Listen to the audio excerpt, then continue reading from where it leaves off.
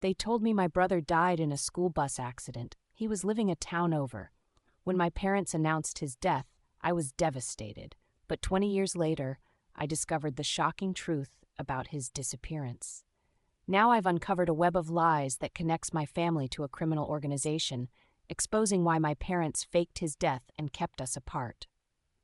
After confronting them with evidence, my father confessed his dark past, revealing my brother wasn't their biological son, but was kidnapped as a baby. They staged his death to protect both of us when the FBI was closing in on the criminal organization. Now we're rebuilding our relationship while hiding from the dangerous people hunting us both. I, 32F, was 10 years old when my parents told me my brother Ryan, then 15, had died in a school bus accident while returning from a field trip. I remember that day vividly, April 14, 2004. It was raining heavily, and my parents sat me down at our kitchen table with expressions I'd never seen before. Their faces were ashen, eyes hollow. Mom couldn't stop crying as Dad explained that Ryan's school bus had crashed on the highway and he hadn't survived. I was completely devastated. Ryan and I were incredibly close despite our age difference. He'd taught me to ride a bike, helped with my homework, and always stood up for me when kids at school were mean. He was my hero, my protector, the best big brother anyone could ask for. The funeral was closed casket. My parents explained that Ryan's injuries were too severe and it would be better to remember him as he was. I laid a bunch of wildflowers, ones we used to pick together from the field behind our house, on his casket before it was lowered into the ground. I was so young, I didn't question any of it. In the months and years that followed, my parents changed dramatically. Mom started drinking heavily, and Dad threw himself into his work, often leaving for weeks at a time on business trips. Our once warm, loving home became cold and silent. We never talked about Ryan anymore. All his photos were removed, his bedroom door remained locked, and mentioning his name would make Mom burst into tears and Dad leave the room. I grew up with this heavy silence around me, this unspoken grief that permeated our home. I learned to keep my memories of Ryan to myself. When I went to college, I finally sought therapy to help process my grief and the dysfunctional environment I'd grown up in. It helped, but I still felt this emptiness where my brother should have been. After college, I moved to Portland, Oregon, far away from our small Connecticut hometown, and built a life for myself. I became a software engineer, made new friends, even got engaged to a wonderful man named Derek. I visited my parents a couple times a year, but our relationship remained strained and distant. The shadow of Ryan's death still hung over us, even after all this time. Then, about 6 months ago, everything I thought I knew was shattered. I was at a tech conference in Seattle. After the day's sessions ended, I decided to walk around the downtown area. I stopped at a coffee shop, ordered a latte, and was waiting for my drink when I heard someone call out, "Grande latte for Marcus." A man stepped forward to grab the cup, and I froze. He looked exactly like Ryan would have looked if he'd grown up. The same wavy brown hair, the same distinctive cleft in his chin, the same way of walking with a slight bounce in his step. But it couldn't be him. Ryan was dead. I'd visited his grave every year until I moved away. There was no way this could be my brother. But I couldn't tear my eyes away. As he turned to leave, I saw a small scar above his right eyebrow, the exact same scar Ryan had gotten when he fell out of a tree when we were kids. My heart started racing, and before I could stop myself, I called out, "Ryan?" The man stopped, his whole body tensing. Slowly, he turned around. When our eyes met, his face drained of color. For a long moment, we just stared at each other. Then he whispered, "Emma?" In that moment, my entire world collapsed. We went to a small park nearby.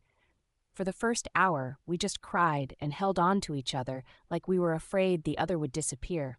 I kept touching his face, his hands, his arms, making sure he was real, that I wasn't hallucinating. When we finally calmed down enough to talk, Ryan, who'd been living as Marcus Wilson for the past 20 years, told me a story that seemed too bizarre to be true. According to him, there never was any accident. Ryan remembered being woken up in the middle of the night by our parents and several strangers. Everyone was speaking in hushed, urgent tones. He was confused and terrified. Our parents told him he was in danger and needed to leave immediately. The strangers, who he later learned were FBI agents, had brought clothes, documents, and a new identity for him. Marcus Wilson, age 15. Everything happened so fast, he barely had time to grab a few personal items before being rushed out to a car. The last thing he remembered was our dad hugging him fiercely and telling him to be brave, that this was to keep him safe, and that someday they would explain everything. Then he was driven away in an unmarked car with 2 agents he didn't know. Ryan said he was taken to Wyoming, where he lived with a couple who were connected to the Witness Protection Program. They were kind enough, but they wouldn't answer his questions about what had happened or why he couldn't contact us. He was told only that it was for everyone's safety, especially mine. "They told me you knew," he sobbed. "They said you were part of the plan, that you understood I had to go. How could our parents have done this to us? How could they have put us through such pain? None of it made any sense." After our encounter in Seattle, I took an extended leave from work. I needed time to process everything and to reconnect with the brother I'd thought was dead for 20 years. Ryan, or Marcus as he still sometimes called himself, was hesitant at first, worried that whatever danger had necessitated his disappearance might still exist. But the need to understand what had happened eventually outweighed his caution. We decided to do some digging. If our parents wouldn't give us answers, we'd find them ourselves. I started by requesting Ryan's death certificate. It existed, complete with a cause of death matching the story I'd been told: blunt force trauma from a school bus accident. But the coroner who'd signed it had died years ago, and the funeral home that had handled the arrangements had gone out of business. Dead ends everywhere. Meanwhile, Ryan was investigating our parents. Dad had always been vague about what he did for a living, some kind of consulting that required frequent travel. Mom had been a stay-at-home parent until I was in high school, when she started working part-time at a local real estate office. They seemed normal, middle-class, unremarkable, but as Ryan dug deeper, he found inconsistencies. Properties owned under different names, bank accounts in offshore locations, connections to people with criminal records. It started to paint a disturbing picture. I found myself going down internet rabbit holes, reading about witness protection programs, money laundering, people who fake their deaths. Nothing seemed to fit our situation exactly, but it was clear that whatever had happened was not legal and not good. 2 months into our investigation, Ryan found something significant. A news article from 1989, the year before he was born, about a kidnapping in Chicago. A 6-month-old baby boy had been taken from his crib while his parents slept. The kidnapper left no evidence, no ransom note. The baby simply vanished. The article included a photo of the devastated parents and an age-progressed image of what the child might look like at 15. The image looked strikingly like Ryan at that age. When Ryan showed me the article, I felt physically ill. "Are you saying our parents kidnapped you?" Ryan's face was grim. "I don't know, but I'm going to find out." DNA tests confirmed what we had begun to suspect. Ryan and I weren't biologically related. My parents were my biological parents, but Ryan's DNA didn't match either of them. A more extensive DNA test through one of those ancestry websites linked Ryan to the family from the 1989 Chicago kidnapping case. His real name was Noah Blackwood. His biological parents had never stopped looking for him. His father had died 10 years ago, but his mother and 2 younger siblings, born after his kidnapping, were still alive. We were both reeling from these discoveries. If Ryan had been kidnapped, did that mean our parents were criminals? Had they stolen a baby? Or had they acquired him some other way? And why send him away with a fake identity instead of just returning him when the situation became dangerous? After weeks of discussion, we decided we needed to confront our parents. We couldn't move forward without answers, and they were the only ones who could provide them. We agreed to meet at my parents' house, a small colonial-style home where I'd grown up. Ryan waited at a hotel nearby. We didn't want to shock them too much right away. When I arrived, my parents seemed pleased but surprised to see me without notice. Mom hugged me tightly, and Dad clapped a hand on my shoulder. They looked older than I remembered, more worn down by life. We sat in the living room, the same room where I'd played board games with Ryan as a child. I took a deep breath and pulled out the file we'd compiled, the fake death certificate, the newspaper article about Noah Blackwood's kidnapping, the DNA test results. I placed them on the coffee table. I need you to explain this to me. Dad's face turned to stone as he looked at the documents. Mom started trembling, her arting to Dad with a panicked expression. What is this, Emma? Dad's voice was carefully controlled, but I could hear the tension underneath. I know Ryan isn't dead, I said. I've seen him. I know everything, or at least I know enough. I want to hear the truth from you. Mom burst into tears. Joe, we have to tell her. It's over. Dad closed his eyes for a long moment. When he opened them, he looked defeated in a way I'd never seen before. Where is he? Dad asked. Safe, I replied. He'll be here soon. But first, I want answers. Dad sighed heavily and began to speak. The story he told was worse than anything I could have imagined. Dad hadn't always been a consultant. In the late 80s and early 90s, he'd worked for a criminal organization based in Chicago. He wasn't proud of it, but it had been good money, and he'd been young and reckless. He'd handled finances mostly, money laundering, offshore accounts, that sort of thing. One of the organization's ventures had been black market adoptions, providing babies to wealthy couples who didn't want to go through proper channels. Dad hadn't been directly involved, but he knew about it. Ryan wasn't kidnapped by us, Dad explained, his voice hollow. He was given to us through the organization. Noah Blackwood, that was his real name, was taken from his crib when he was 6 months old.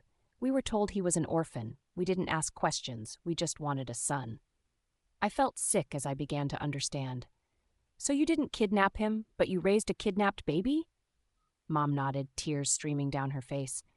We didn't know at first. By the time we realized where the organization's babies came from, we'd already had Ryan for 2 years. He was our son.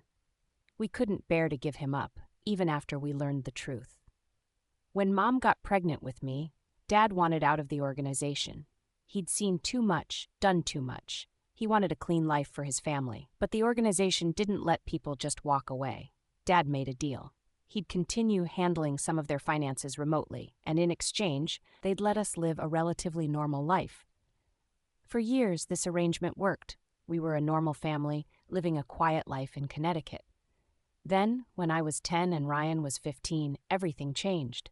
Dad had been quietly gathering evidence against Kozlov for years. Insurance, he called it. When he learned the FBI was building a case against the organization, he made his move. He went to the authorities with his evidence, offering to testify in exchange for protection for our family.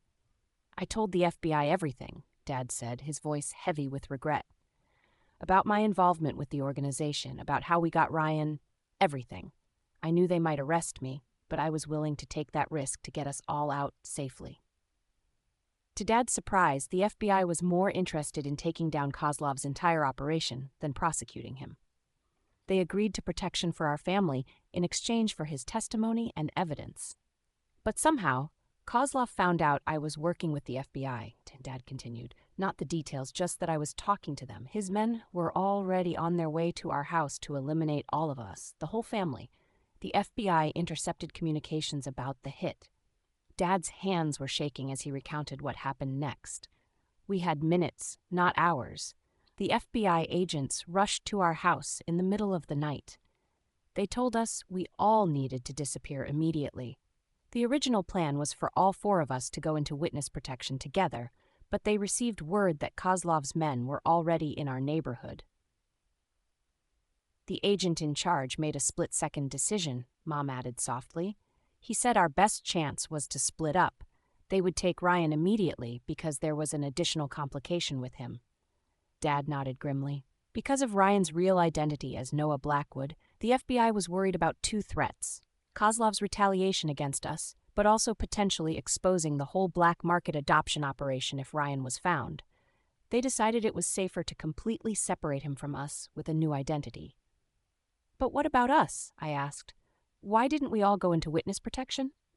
We did, in a way, Dad replied. After Ryan was taken, we were moved to a safe house for several weeks. The FBI helped us stage the funeral and create the accident story. Eventually, they determined that the immediate threat had passed. Kozlov believed Ryan was dead and that I was no longer a threat since they had already arrested several key members of his organization. They let us return to our home with regular check-ins and some security measures. But I don't remember any of this, I said, confused. I don't remember moving to a safe house or any FBI agents. Mom looked away guiltily. You were sedated that night. When the FBI came, you were so upset and confused.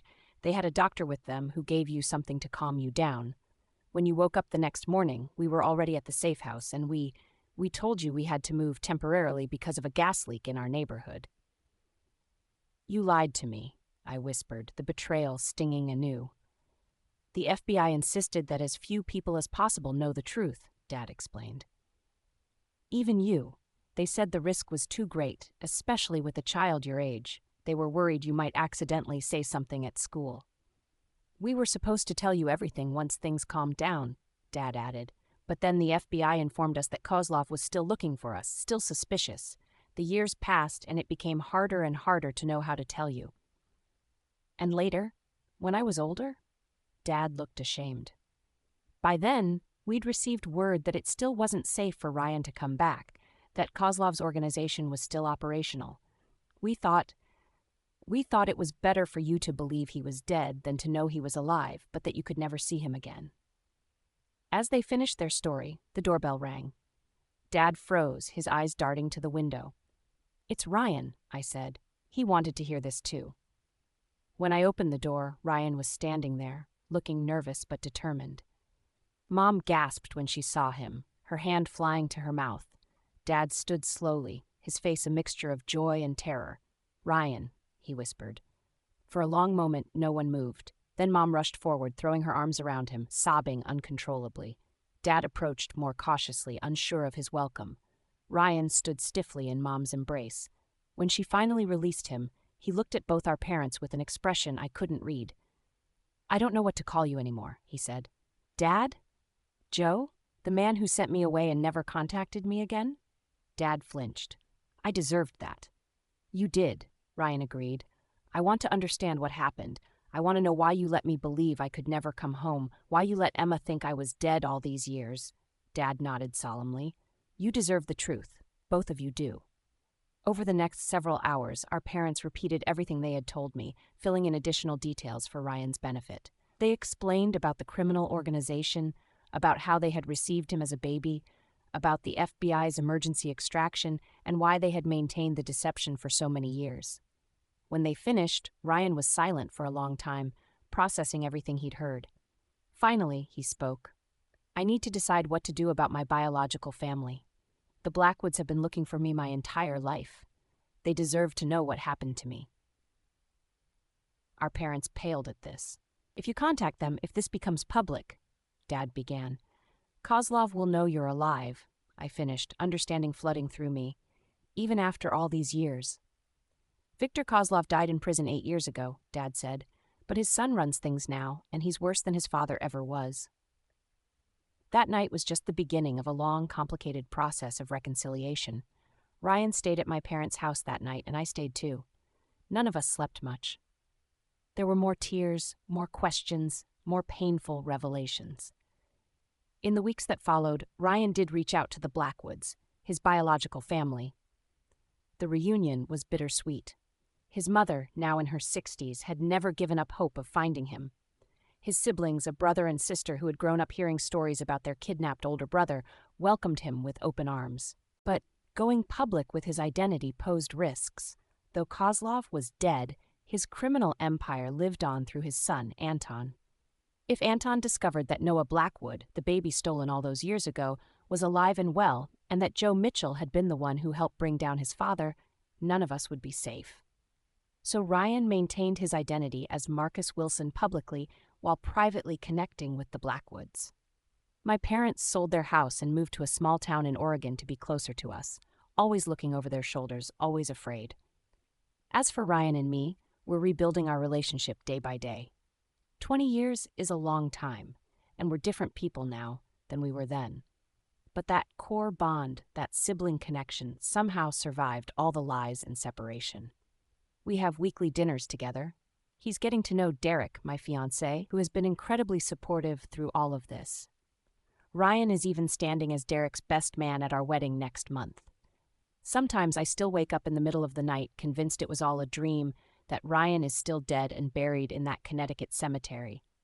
Then I'll get a text from him, some silly meme or just a simple good morning, and I'm reminded that, against all odds, I got my brother back.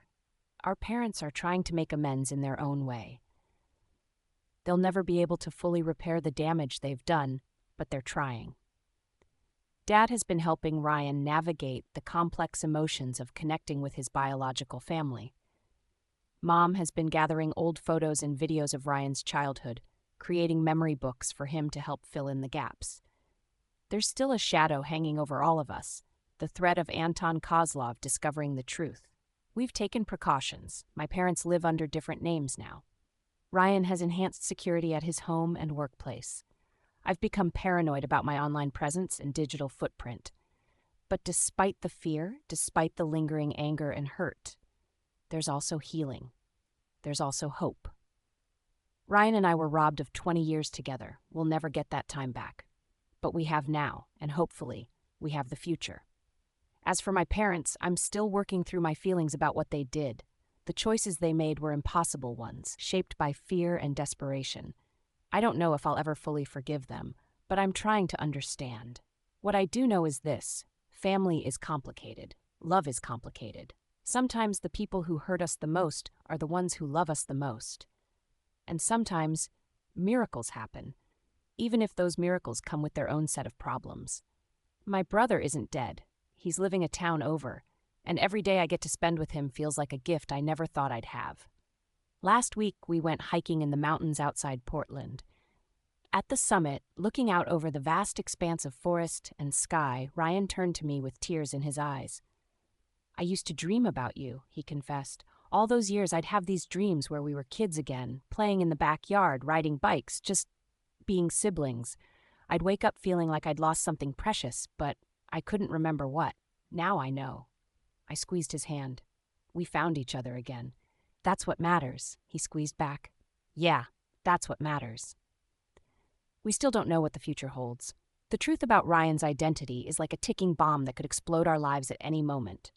But we're facing it together, as brother and sister, as family, and after 20 years of believing he was gone forever, that's more than enough for me.